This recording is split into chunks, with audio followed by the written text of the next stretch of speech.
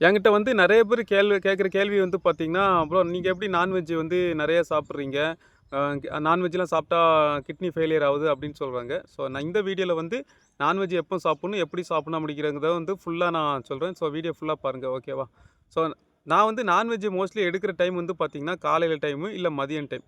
So காலையில 7 மணிலேருந்து மதியம் 2 மணி இந்த டைம்க்குள்ள தாங்க நான் நான்வெஜ் சாப்பிடுவேன். ஏன் இந்த டைம்க்குள்ள சாப்பிட்றோம் அப்படின்னு பார்த்தீங்கன்னா, ஸோ இந்த டைமில நம்ம சாப்பிட்டோம்னு வைங்களேன், அதுக்கப்புறம் நம்ம ஒரு 6 மணி நேரம், 7 மணி நேரம் கன்டினியூவா வந்து எதுவுமே நம்ம சாப்பிட மாட்டோம். ஏன்னா, தேவையான கலோரிஸ், புரோட்டீன் எல்லாமே அந்த நான்வெஜ்ஜில வந்து நமக்கு கிடைச்சிருங்க.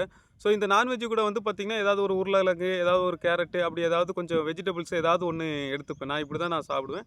ஸோ இப்படி எடுக்கும்போது நமக்கு தேவையான புரோட்டீன், ஃபைபர் வந்து கிடைச்சிரும். கார்போஹைட்ரேட் வந்து நமக்கு அன்னைக்கு தேவைப்படாது கிட்டத்தட்ட. ஸோ எனக்கு காலையில நான் இப்போ சாப்பிட்றேன் அப்படிங்கிற பட்சத்தில நைட்டு வரைக்கும் எனக்கு பசி எடுக்காம இருக்கும். அதுக்கப்புறம் கிட்டத்தட்ட நான் 24 மணி நேரம் கழிச்சு அடுத்த நாள் காலையில தான் நான் சாப்பிடுவேன். ஸோ இதுதான் என்னோட நான்வெஜ் சாப்பிட்ற டைம்ங்க. இது ஒண்ணு. 2வது வந்து எப்படி நான் நான்வெஜ் சாப்பிடுவேன் அப்படின்னு பார்த்தீங்கன்னா, ஒரு நாள் இப்போ வந்து நான் சிக்கன் சாப்பிட்றேன், இல்ல ஒரு நாள் மட்டன் சாப்பிட்றேன், இல்ல மீன் சாப்பிட்றேன், இல்ல பீஃப் சாப்பிட்றேன்னு வைங்களேன். ஏதோ ஒண்ணு சாப்பிடும்போது அத வந்து ஃபர்ஸ்ட்டு வந்து நல்லா குக் பண்ணிப்பேன்.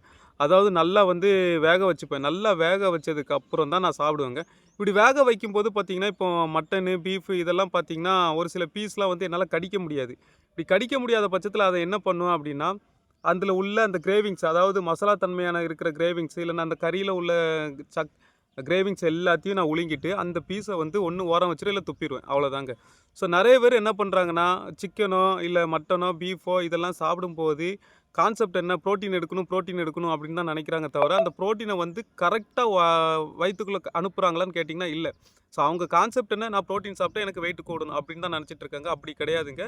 புரோட்டீன் எடுத்தாலுமே ஒரு பீஸ வந்து நம்ம நல்லா மாவு மாரி இந்த வாயில நம்ம அரைச்சதுக்கு அப்புறம் தான் நம்ம உழுங்கணும். ஸோ எந்த பீஸ் வந்து அரைச்சு மாவு ஆகுதோ அத உழுங்குங்க. எந்த பீஸ் வந்து அரைச்சு மாவு ஆகல, கொஞ்சம் பல்லால சவைக்க முடியலன்னா, கண்டிப்பா அந்த பீஸ வந்து உழுங்காதீங்க. அந்தோட கிரேவிங்ஸ மட்டும் உழுங்கிட்டு சக்கைய தூர போட்டுருங்க. ஏன்னா, உங்க பல்லே அரைக்க முடியாதது, கண்டிப்பா வந்து உங்க வயித்துக்குள்ள போய் கிட்னி வந்து அரைக்காது. ஸோ இது சின்ன வயசு அப்படிங்கிற பட்சத்தில நமக்கு வந்து கிட்னி ப்ராப்ளம் வராது. ஒரு கட்டத்துக்கு அப்புறம் 35, 40 வயசுக்கு அப்புறம் போகும்போது செரிமான பிரச்சனைகள், கிட்னி ஃபெயிலியர் இத மாரி வந்து வர்றதுக்கு வந்து நெறைய வாய்ப்பு இருக்கு. ஸோ நான்வெஜ் வந்து சாப்பிடுற டைமையும், சாப்பிடுற விதத்தையும் மாத்துனாலே கிட்னி ஃபெயிலியர் வராது. செரிமான பிரச்சனையும் வராதுங்க. ஸோ இது வந்து நெறைய பேருக்கு தெரியாம இருந்துச்சு. அதனால தான் வந்து ஒரு வீடியோவா சொல்லிட்டேன்னா, நான்வெஜ் சாப்பிடுறவங்க கொஞ்சம் இதுக்கப்புறம் எப்படி சாப்பிடணுங்கிறது தெரியுங்கிறதுக்காக தான் நான் இத ஒரு வீடியோவா போட்டேங்க.